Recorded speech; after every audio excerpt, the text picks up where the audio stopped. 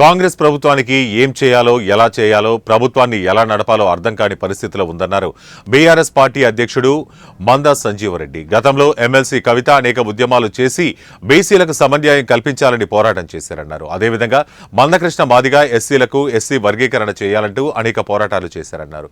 ఈ రోజు అన్ని మేమే చేశామంటూ కాంగ్రెస్ సంబరాలు చేసుకోవడం సరైంది కాదంటున్న మందా సంజీవరెడ్డితో మా 1TV bureau chief Pranay Varma face to face. బడ్జెట్కి సంబంధించిన అంశంలో కంప్లీట్గా కూడా ఏకపక్షంగా వ్యవహరిస్తూ ఉంది అని చెప్పేసి టీఆర్ఎస్ నాయకులు అంటా ఉన్నారు. మరోవైపు కాంగ్రెస్ మాత్రం కంప్లీట్గా కూడా ఈ బడ్జెట్ అనేది అన్ని వర్గాలకు సమన్వయం చేస్తూ ఇవ్వడం జరిగింది. ఈరోజు బీసీలకు కానీ ఎస్సీలకు కానీ అన్ని వర్గాలకు సమన్వయం కల్పిస్తూ బడ్జెట్ కేటాయించడం అని చెప్పేసి కాంగ్రెస్ మొత్తం సంబరాలు నిర్వహిస్తున్న సిచ్యువేషన్స్ కనబడుతూ ఉన్నాయి. మరి టీఆర్ఎస్ నాయకులు ఏమనుకుంటా ఉన్నారు, మనతో మాట్లాడేందుకు మందా సంజీవరెడ్డి ఉన్నారు, ఆయనతో మాట్లాడదాం సార్. అన్న, కంప్లీట్గా కూడా నిన్న బడ్జెట్కి సంబంధించిన అంశంలో మరి టీఆర్ఎస్ మాటలు ఏ విధంగా ఉన్నాయి, ఈరోజు కాంగ్రెస్ పార్టీ చెప్తున్నటువంటి అంశాలను మనం అందరం వింటా ఉన్నాం. కంప్లీట్గా అన్ని వర్గాలకు సమన్వయం చేస్తూ బడ్జెట్ ఇచ్చామని చెప్పేసి మాట్లాడుతూ ఉన్నాం.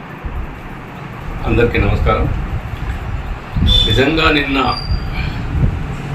ఈ రాష్ట్రంలో ఈ ప్రభుత్వం ఏర్పడ్డ తర్వాత ఇది రెండోసారి పెట్టిన బడ్జెట్. 15 నెలల తర్వాత పెడుతున్నటువంటి బడ్జెట్లో ఈ బడ్జెట్ పైన ప్రజలు ఎంతో ఆసక్తితో ఎంతో మరి మా రైతులకు కానీ మా యువకులకు కానీ మా మహిళలకు కానీ మా పేదలకు కానీ ఈ బడ్జెట్లో నిధులు కేటాయిస్తారని చెప్పి ఎంతో ఆసక్తితోటి ప్రజలు ఎదురు చేసిన సందర్భాన్ని మనం చూసినాం.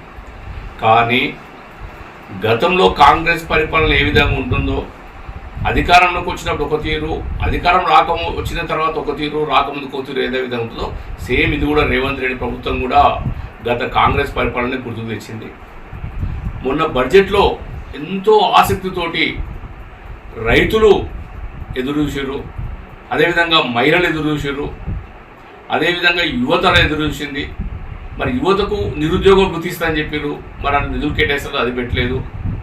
అదేవిధంగా మరి ఇందిరమ్మ ఇండ్ల పేరుతోటి మరి ఇందిరమ్మ ఇండ్లు ఇస్తామని చెప్పి లక్షలాది మందిని ఐడెంటిఫై చేసి పెట్టారు, వాళ్ళకు కూడా నిధులు కేటాయిస్తారు అంటే ఇందిరమ్మ నిధులకు 0 బడ్జెట్ పెట్టిండ్రు. అదేవిధంగా 4000 పింఛన్ ఇస్తామని చెప్పారు, దానికి పెట్టినంటే వాళ్ళకి 0 పెట్టిండ్రు. ఇలా చెప్పుకుంటూ పోతే చాలా పథకాలు మరి వాళ్ళంతా కూడా వారు ఇచ్చినటువంటి 6 గ్యారెంటీలలో అమలు చేయడానికి మరి ఎలాంటి నిధులు కేటాయించిన సందర్భం ఈరోజు మనం చూసినాం. ఇంకొక మేజర్ పాయింట్ ఏంటంటే గతంలో ఎన్నికలలో ఇచ్చినటువంటి ప్రధాన హామీ ఆటో డ్రైవర్లకు సంబంధించిన అంశం కావచ్చు. సో దీనిపై పెద్ద ఎత్తున కూడా పోరాటాలు బీఆర్ఎస్ పార్టీ చేసింది. ఏకంగా గత అసెంబ్లీ సెక్షన్స్లలో హరీష్ రావు కావచ్చు, లేదంటే కేటీఆర్ నేరుగా ఆటోలు వేసుకుని అసెంబ్లీకి వెళ్ళిన సిచ్యువేషన్స్ ఉంటుంది. ఆ అంశాన్ని పెద్ద ఎత్తున కూడా రాష్ట్ర వ్యాప్తంగా చర్చ తీసుకొచ్చిన ఈ బడ్జెట్లో పెట్టకపోవడాన్ని ఇట్లా చూస్తాము. అవును, వాళ్ళకు ప్రతి నెల వాళ్ళకు ఆటో డ్రైవర్లకు గుర్తిస్తామని చెప్పి కూడా చెప్పిండ్రు. కానీ చూసినాం కదా, వాళ్ళకి అలాంటి బడ్జెట్ ఎక్కడ అసెంబ్లీకి పోతుంటే ఆటో డ్రైవర్లు పాపం శాసనసభ్యులను, ఎమ్మెల్సీలను, ఉదాహరణకు మరి వాళ్ళ కాంగ్రెస్ పార్టీ నుంచి మొన్ననే సస్పెండ్ అయిన తీర్మానం మల్లన్నను కూడా అసెంబ్లీకి పోతుంటే ఆటో డ్రైవర్లు ఆపి మా సంగతి ఏంది ప్రభుత్వాన్ని అడగన్నా అని చెప్పి వారిని అడిగినట్టు శాసనమండలిలో వారే చెప్పిన విషయాన్ని కూడా మనం చూసినాం. అది ఈ కాంగ్రెస్ ప్రభుత్వం ఈ బడ్జెట్ ద్వారా మోసం చేసింది. నిన్నటిదాకా మనం చూసినాం, గ్రామ సభలలో మరి ప్రజాపాలన పేరుతోటి వేదికలు పెట్టి మరి ఇందిరమ్మ ఇండ్ల కోసము లీస్టులు ఫైనల్ చేసింది. మరి లక్షలాది మందికి నిరుపేదలకు ఇల్లు చేస్తూ ఉన్నారు. మరి ఆ ఇందిరమ్మ ఇండ్లకు ₹1 కూడా నిధులు కేటాయించలేదు. దీన్ని బట్టి మనకు అర్థమవుతూ ఉంది. అంతేకాదు, స్థలం ఉన్న వాళ్ళకు 5 లక్షల చొప్పున ఇస్తామని చెప్పారు, వదియలే. తర్వాత భూమి కేటాయిస్తామని చెప్పారు, దానికి నిధులు కేటాయించలే. మరి ఏదైతే మహిళా సోదరుమణులు ఉన్నారో, విద్యార్థులు ఉన్నారో వాళ్ళకు స్కూటీ ఇస్తామని చెప్పారు, దానికి కూడా నిధులు కేటాయించలే.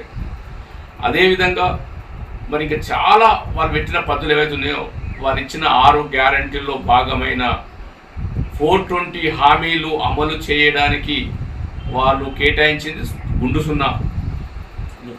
ప్రధానంగా ఇటు బీసీలకు సంబంధించి 42% రిజర్వేషన్ కావచ్చు, అదేవిధంగా ఎస్సీ వర్గీకరణకు సంబంధించి కూడా పెద్ద ఎత్తున సంబరాలు చేస్తూ ఉన్నారు కాంగ్రెస్ శ్రేణులు. సో దీన్ని ఎట్లా చూస్తాం? ముందుగా ఎస్సీ వర్గీకరణ గురించి మనకు అందరికీ తెలుసు, మనకే కాదు ప్రపంచం, భారతదేశం మొత్తం తెలుసు, ప్రపంచం మొత్తం తెలుసు. ఈరోజు ఎస్సీ వర్గీకరణ కోసం సుమారు 30 సంవత్సరాల సంధి మందకృష్ణ మాదిగ గారు వారు చేయని పోరాటం లేదు, వారి తిరగని ఊరు లేదు, తిరగని పల్లె లేదు, చేయని పోరాటం లేదు, పెట్టని సభ లేదు.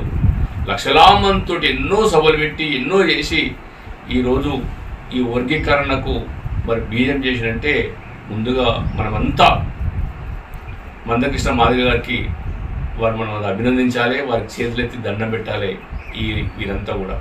కానీ గవర్నమెంట్ మేమే చేసినాం, దానికి మేమే ఆచరణం, రాహుల్ గాంధీ చేసిండు, రాహుల్ గాంధీ చేసిన అని చెప్పి ఉద్యమం చేసిన ఉద్యమ నాయకుని మర్చిపోయి మరి వాళ్ళంతా అట్లా చెప్తా ఉన్నారు.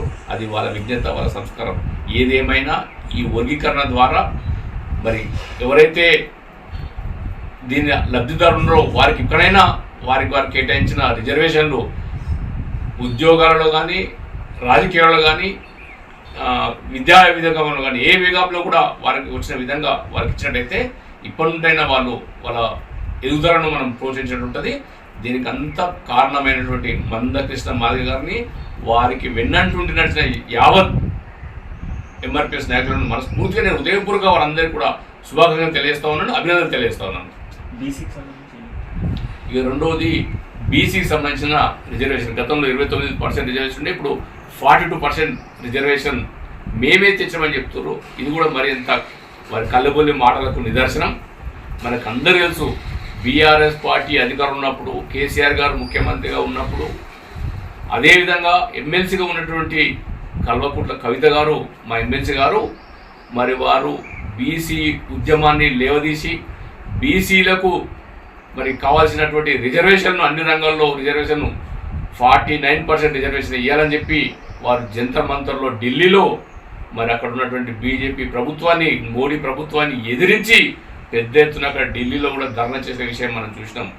అదేవిధంగా ఇందిరా పార్క్ వద్ద ఎన్నోసార్లు ప్రభుత్వంలో ఉండి బీసీల కోసం, బీసీ డిక్లరేషన్ కోసం, బీసీకి రావాల్సినటువంటి రిజర్వేషన్ల కోసం ఎంతో ఉద్యమం చేసి ఈ ఉద్యమాన్ని ఢిల్లీ దాచుకపోయిన ఘనత మా కల్వకుంట్ల కవిత గారికి, వారికి మరి వారు చేసిన పోరాట ఫలితమే.